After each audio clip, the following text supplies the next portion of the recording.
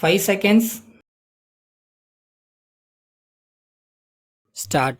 மாண்புமிகு பேரவைத் தலைவர் அவர்களே, இன்றைய தினம் இந்த மன்றத்திலே வைக்கப்பட்டிருக்கின்ற உள்ளாட்சித்துறை சம்பந்தப்பட்ட மானிய கோரிக்கைகளின் மீது என்னுடைய சில கருத்துக்களை எடுத்து வைக்க விரும்புகிறேன்.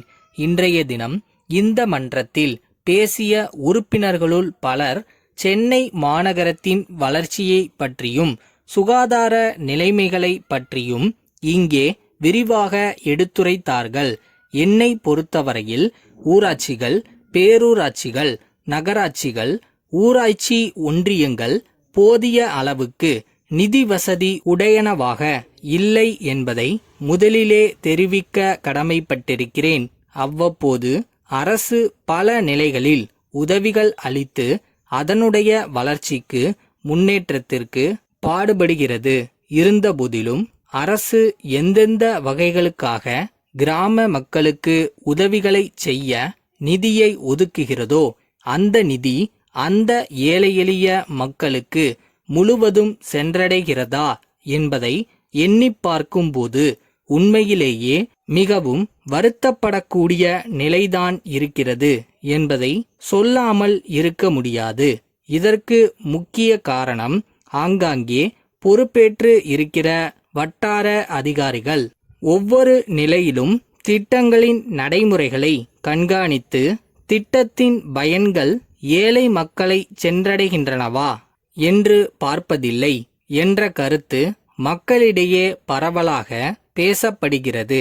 எனவே அதிகாரிகளிடையே இத்தகைய மனப்போக்கு இல்லாமல் அவர்கள் நல்ல முறையில் செயல்பட அரசு தக்க அறிவுரைகளை வழங்க வேண்டுமென்று முதலில் கேட்டுக்கொள்ள கடமைப்பட்டிருக்கிறேன்.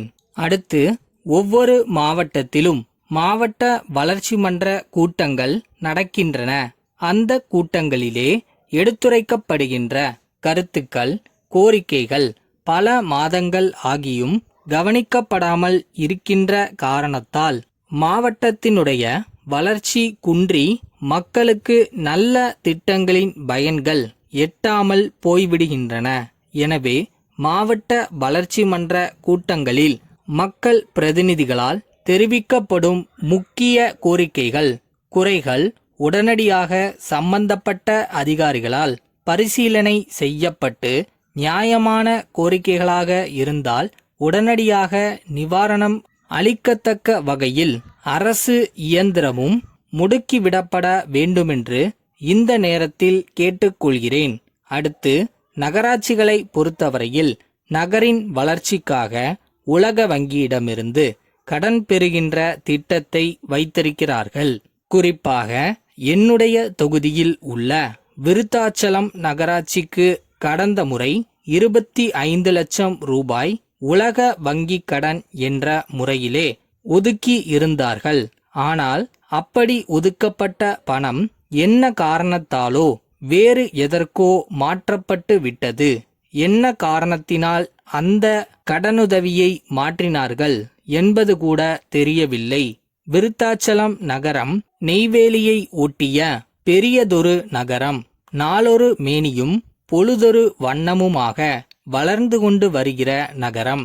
எனவே பேருந்து நிலையம் அமைப்பதற்காகவும் அங்கே பயணிகள் தங்குவதற்கான இடங்கள் மற்றும் கடைகள் கட்டுவதற்காகவும் அந்த தொகை ஒதுக்கப்பட்டது.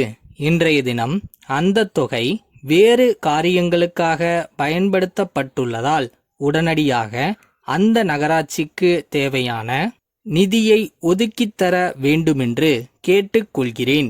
சென்னை மாநகரத்தை பொறுத்தவரையில் வருகின்ற செப்டம்பர் மாதத்தில் மாநகராட்சி தேர்தல்கள் நடத்துவதற்கு தேவையான ஏற்பாடுகள் நடைபெற்று கொண்டிருப்பதை நான் வரவேற்கிறேன். எந்த காரணத்தை கொண்டும் அந்த தேர்தல்களை தள்ளி போடாமல் ஏற்கனவே அமைச்சரவர்கள் அறிவித்துள்ளபடி தேர்தல்களை நடத்தி முடித்து மக்கள் பிரதிநிதிகள் மக்களுக்கு தொண்டாற்றுகிற நல்லதொரு சூழ்நிலையை ஏற்படுத்தி கொடுக்க வேண்டுமென்று கேட்டுக்கொள்கிறேன்.